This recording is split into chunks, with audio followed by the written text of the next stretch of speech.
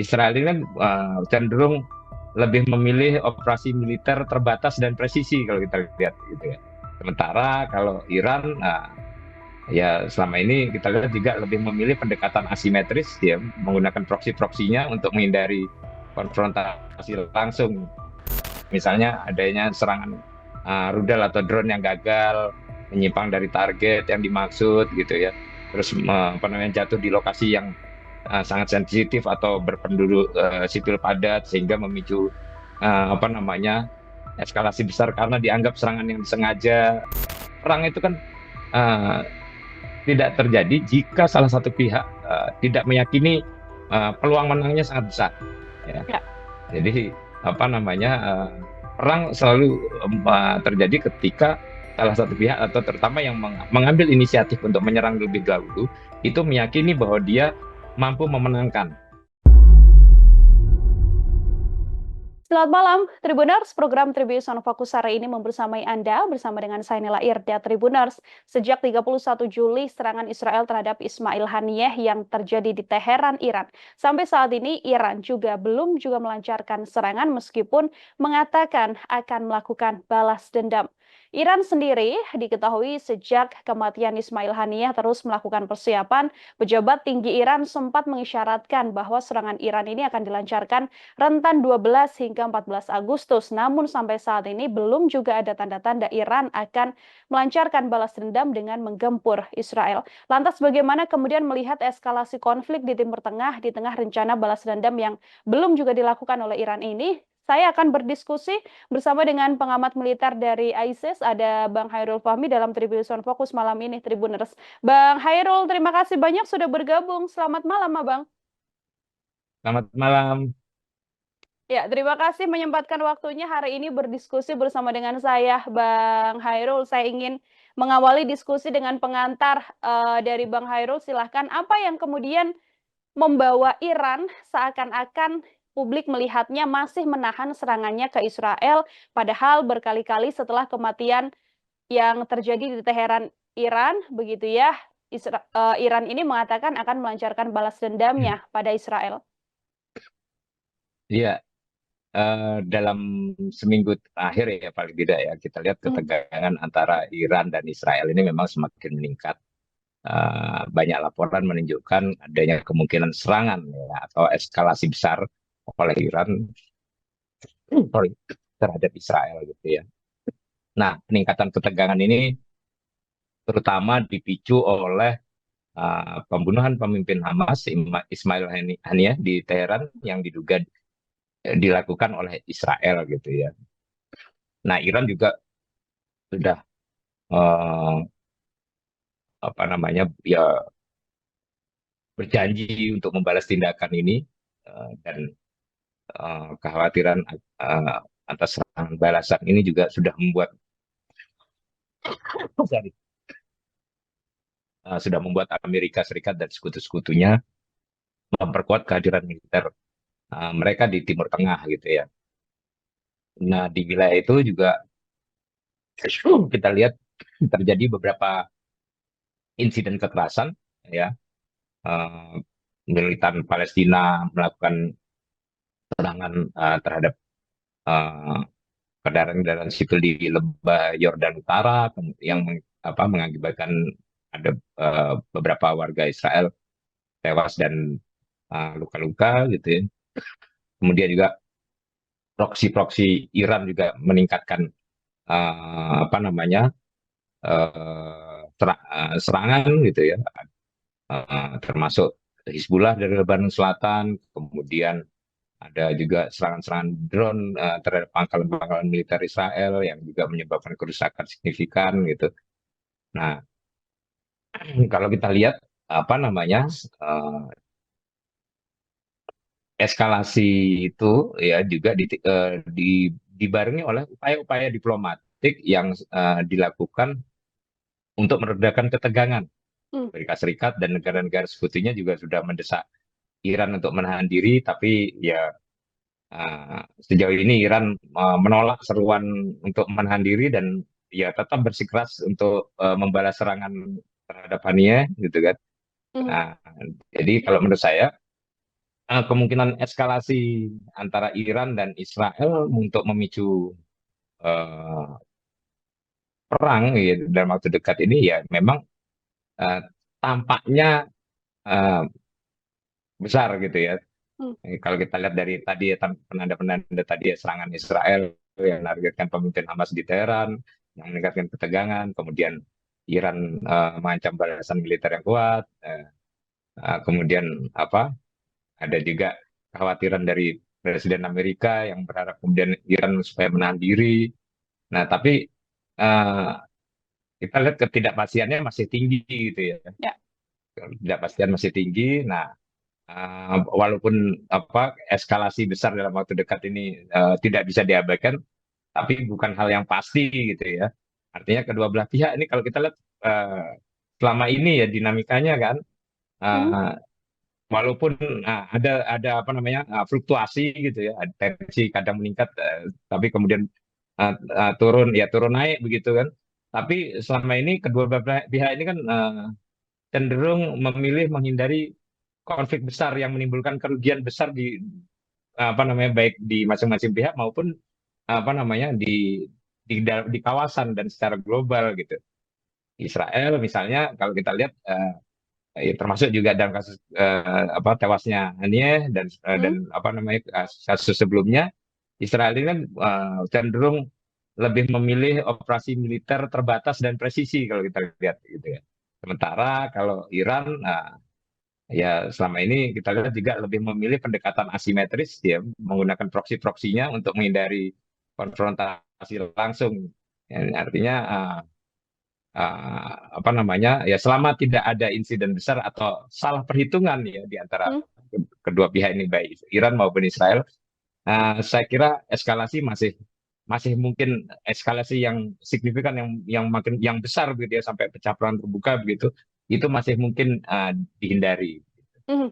Oke, ada pertimbangan juga untuk kemudian Iran ataupun Israel tidak secara langsung saling menyerang. Tadi disampaikan oleh Bang Hairul, Iran melalui proksi-proksi kecilnya, bahkan ini kan kalau dari rentan 31 Juli serangan yang dilancarkan Israel begitu ya Bang ya. Kemudian sampai saat ini Ya. yang mana belum ada serangan apapun dari Iran atau ditahanlah artinya serangan dari Iran. Apakah ini juga sedianya adalah bagian dari taktik Iran sendiri atau ada pertimbangan lain dari Iran mengapa sampai saat ini masih belum secara langsung melancarkan serangan pada Israel, Bang Hairul? Iya, saya kira bukan hanya Iran ya, Israel sendiri juga kan begitu. Artinya Hmm. eh, mereka kan, tadi saya katakan ya, mereka sendiri selama ini kalau kita lihat lebih cenderung eh, menggunakan pendekatan operasi militer apa yang apa sifatnya spesifik dan apa terbatas begitu Ya. ya. Jadi apa ini kan ini kaitannya tentu dengan tekanan internasional, Hmm. dampak yang meluas begitu ya. Jadi saya kira selama kalkulasinya masih masih presisi ya, kalkulasinya masih presisi. eh, saya kira tadi apa namanya eskalasi besar yang kemudian apa yang dikhawatirkan banyak pihak ini masih mungkin dihindari. Dan saya katakan tadi sepanjang tidak ada miskalkulasi atau salah Hmm. perhitungan gitu ya, itu apa apa namanya masih masih mungkin apa kita hindari gitu ya apa Hmm. namanya tadi apa eskalasi besar tadi. Nah contoh saya kira em, kita bisa apa namanya sajikan contoh-contoh salah perhitungan yang bisa menimbulkan eskalasi besar ya. Hmm. Misalnya ini apa namanya serangan militer yang salah target gitu ya.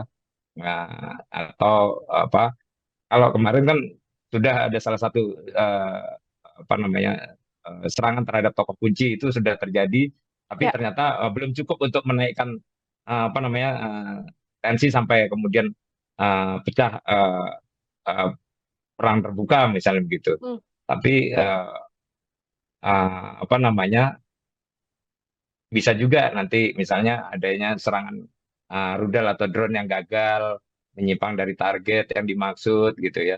Terus apa namanya jatuh di lokasi yang sangat sensitif atau berpenduduk sipil padat sehingga memicu apa namanya eskalasi besar karena dianggap serangan yang disengaja. Itu Itu hal itu yang kemudian apa namanya juga bisa dianggap sebagai miskalkulasi gitu ya, Hmm. termasuk juga respon berlebihan dari kelompok proksi. Makanya reaksi dari kelompok proksi ini juga saya kira bukan sesuatu yang tidak terukur gitu ya. Jadi kelompok-kelompok proksi Iran ini juga eh, merespon situasi pasca kematian Haniah misalnya. Ini juga saya kira sejauh ini masih masih apa namanya responnya masih masih terukur, tidak berlebihan sehingga eh, itu apa namanya itu kelihatan bahwa masing-masing pihak masih menjaga menjaga agar tidak sampai masuk dalam apa namanya provokasi pihak pihak lawannya gitu. Hmm. Mhm. Oke, masih sama-sama menahan diri ya, Bang Hairul agar tidak Iya, terjadinya perang terbuka. Ini kalau kita berbicara proksi yang kemudian didukung oleh Iran, kan yang paling gencar melakukan serangan yang juga punya misi balas dendam yang sama adalah pasukan Hizbullah di Lebanon begitu ya. Bahkan Hizbullah ini mengatakan iya. pasukannya juga akan melakukan balas dendam atas kematian Fuad Shurq, ini salah satu pimpinan Hizbullah juga. Apakah kemudian ini bisa berpotensi bahwa nantinya Israel juga bisa terlibat dalam dua front perperangan sekaligus, Bang Hairul? Iya, tentu misi dari kelompok-kelompok proksi ini ya terlepas apapun apa namanya motif Hmm. dan tujuannya gitu ya. Misi dari kelompok-kelompok proksi tentu adalah untuk mengganggu konsentrasi dari lawan pihak lawan kan begitu. Ya. Dan dalam hal ini ya Israel tentu untuk memecah konsentrasi Israel, Hezbollah dari sisi Lebanon misalnya akan melancarkan serangan-serangan yang membuat apa namanya kekuatan militer Israel tentu harus membagi fokusnya pada beberapa uh, ancaman existing sekaligus gitu. Hmm. Mhm. Harus membagi peran bagaimana kemudian tentaranya bisa berperang juga menghadapi Hizbullah, namun juga di satu sisi harus antisipasi ya Bang ya, karena di satu Iya, kesempatan Iran betul. bisa saja langsung melancarkan serangan terhadap Israel Iya, sendiri. ya Yang makanya kemudian menjadi uh, i- ya makanya kan kemudian Israel tadi saya katakan lebih cenderung kemudian memilih melancarkan operasi-operasi militer terbatas, presisi gitu ya, yang bisa dimaknai sebagai serangan preemptif gitu ya. Mereka berusaha uh, ya misalnya Hezbollah ini berpotensi apa namanya menghadirkan gangguan dalam dalam konteks konsentrasi mereka menghadapi ancaman dari Iran gitu kan. Sehingga mereka kemudian bisa saja melancarkan serangan preemptif yang intinya melemahkan kekuatan Hizbullah itu juga mungkin dilakukan. Tapi hmm, tentu saja kan operasinya karena operasinya terbatas dan presisi ya tentu dilakukan secara senyap. Intinya adalah bagaimana supaya apa namanya Hizbullah tidak menjadi gangguan yang signifikan begitu. hmm, mhm. Oke, yang kemudian menjadi tanda tanya dan juga kekhawatiran besar adalah ada Amerika Serikat di belakang Israel. Bahkan di satu momen juga Rusia kan terlibat komunikasi intensif bahkan mengirimkan sejumlah persenjataannya juga untuk Iran begitu, Bang Hairul. Apakah kemudian keterlibatan Amerika Serikat atau Rusia sendiri untuk sama-sama membackingi sekutu mereka masing-masing begitu ya, akan mempengaruhi juga bagaimana kemudian pergejolakan eskalasi perang di Timur Tengah ini? Iya pasti ya, pasti karena mereka kan masing-masing punya punya kepentingan juga yang harus dijaga ya Ya. baik Amerika, baik kemudian Rusia, kemudian juga ada Tiongkok ya dan berbagai negara ya, termasuk sekutu-sekutu Barat dan negara-negara Arab itu masing-masing punya kepentingan. Tapi saya kira uh, apa namanya bantuan-bantuan termasuk bantuan militer Hmm. yang didorong ke ke sekutu mereka baik Israel maupun Iran ini eh, itu masih dalam konteks apa namanya saya kira masih dalam konteks eh, belum yang terkait dengan ekspansi gitu ya tapi lebih pada apa namanya menjaga keberimbangan gitu. Hmm. Menjaga keberimbangan sehingga kalau situasinya masih berimbang karena perang itu kan eh, tidak terjadi jika salah satu pihak tidak meyakini peluang menangnya sangat besar ya. Ya. Jadi apa namanya perang selalu terjadi ketika salah satu pihak atau terutama yang mengambil inisiatif untuk menyerang lebih dahulu itu meyakini bahwa dia mampu memenangkan. Ya. Nah, kalau kalau kemudian yang terjadi adalah perimbangan kekuatan terus, ya uh, apa perang akan sulit terjadi dan kecenderungannya adalah kemudian menurunkan tensi atau uh, melakukan negosiasi. Mhm. Dalam hal ini kan Amerika Serikat sendiri berkali-kali mengatakan mencoba menahan Iran begitu ya, Bang Hairul untuk kemudian tidak melancarkan serangannya pada Israel. Tapi di satu sisi kan juga Amerika Serikat bahkan mengirimkan kapal tempur mereka, kapal perang mereka untuk membackingi Israel apabila memang nantinya Iran benar-benar melancarkan serangan begitu terhadap Israel. Apakah kemudian ada upaya juga dari Amerika Serikat yang sedianya Bang Hairul lihat untuk meredam situasi konflik yang ada di Timur Tengah ini, Bang? Ya, ini kan Amerika sebenarnya masih punya uh, apa namanya kartu yang bisa jadi tawaran menarik ke Iran ya, misalnya soal pelonggaran sanksi ekonomi misalnya Hmm, begitu. Itu kan belum dibuka kan kartunya.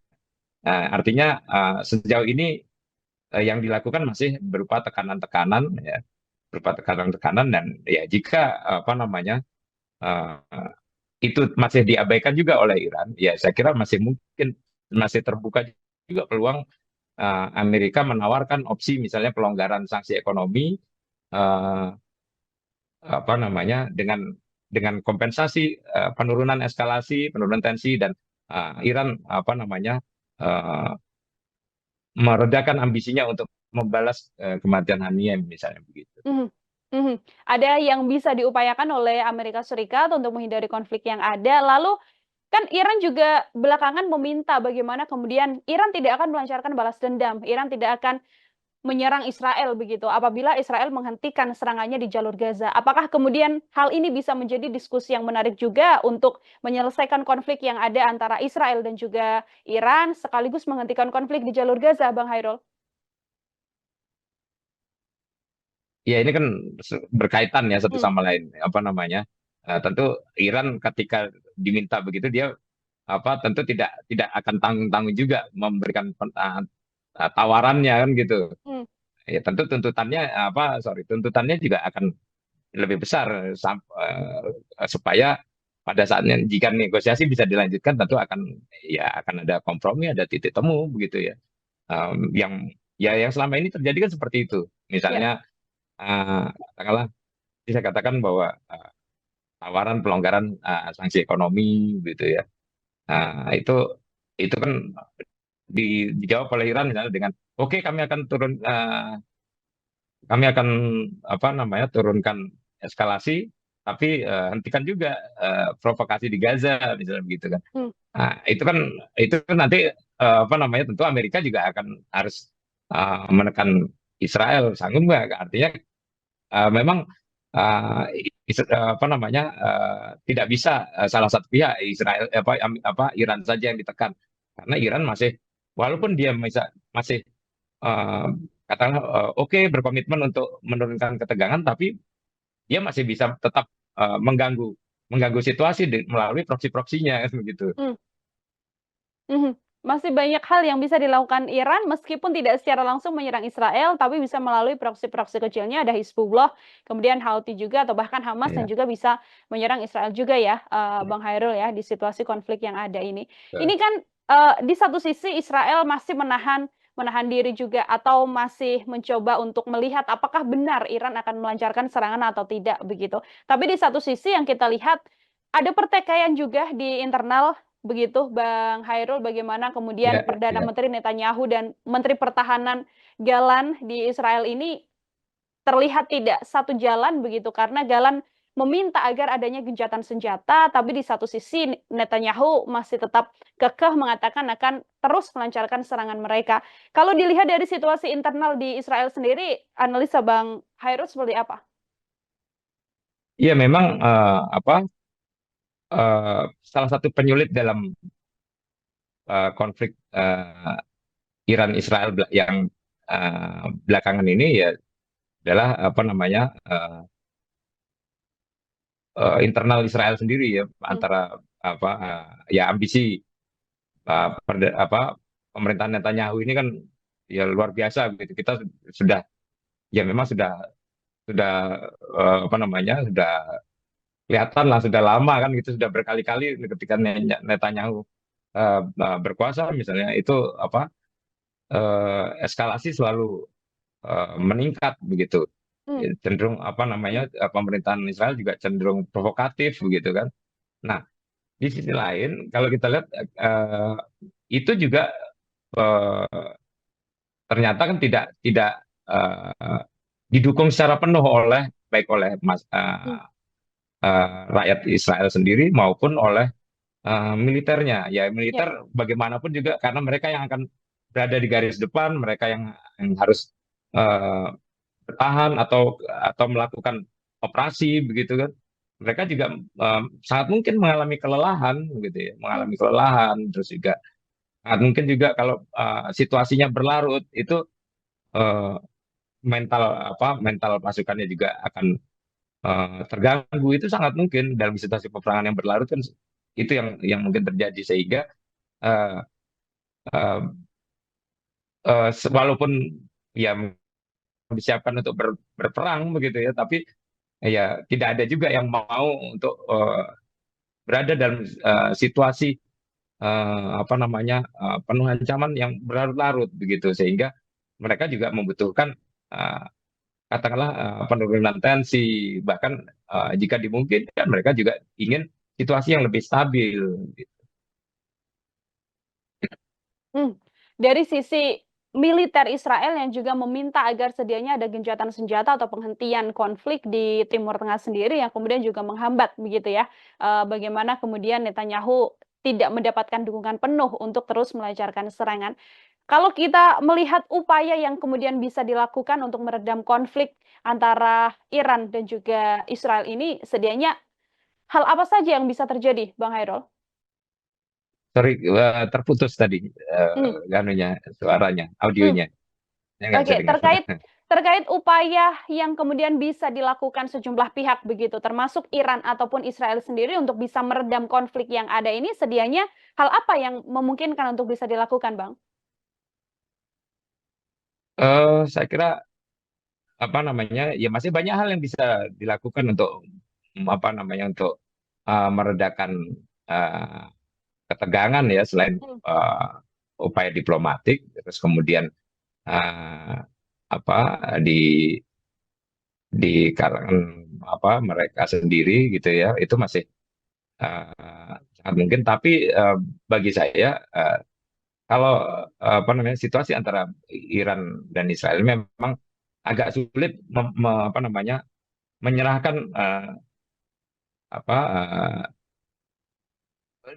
negosiasi hanya pada kedua belah pihak, apa tanpa pengawasan dan tekanan internasional gitu ya, Hmm. sehingga bagi saya ya keterlibatan internasional secara luas baik di pihak apa namanya eh, negara-negara terutama yang mendukung kemerdekaan Palestina, kemudian antar apa namanya negara-negara sekutu Barat misalnya begitu kan, Mhm. itu perlu masing-masing juga ikut eh, katakanlah mendampingi, mengawal apa dan memberikan apa namanya arah yang jelas bagi negosiasi yang berlangsung begitu ya. Mhm.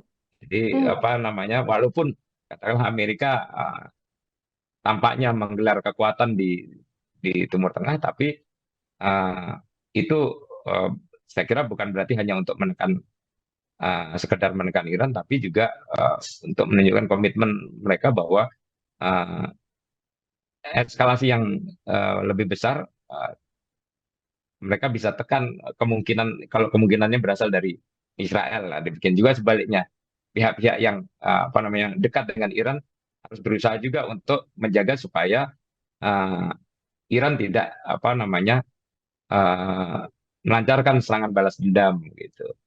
Mhm. perlu adanya negara-negara sekutu yang saling meredam dan melakukan berbagai upaya untuk bisa menahan baik itu Iran maupun Israel agar tidak sama-sama melancarkan serangan yang bisa berpotensi menimbulkan eskalasi perang yang lebih besar ya, Bang Hairul di Ya, Timur Tengah. Yang pastinya hal ini juga pasti akan merugikan warga sipil juga apabila memang serangannya ini tidak hanya menyasar ke pangkalan militer atau situs-situs militer saja, tapi justru disasarkan pada warga sipil juga seperti itu. Tribuners, terima kasih banyak Bang Hairul Fahmi untuk kesempatannya berbincang hari ini bersama dengan saya dalam program Tribun Sound Focus. Semoga di lain kesempatan ada waktu kembali untuk bisa berbincang bersama dengan Bang Hairul. Selamat malam Bang Hairul, selamat beraktivitas kembali. selamat malam, terima kasih. Ya, Tribuners, demikian obrolan saya bersama dengan pengamat militer dari ISIS, ada Bang Hairul Fahmi. Nantikan obrolan saya dalam program Tribun Sound Focus lainnya dengan sejumlah narasumber-narasumber lain dan tema-tema lain. Saya Nila Irda, pamit undur diri. Terima kasih dan selamat malam. Download Tribun X sekarang, menghadirkan lokal menjadi Indonesia.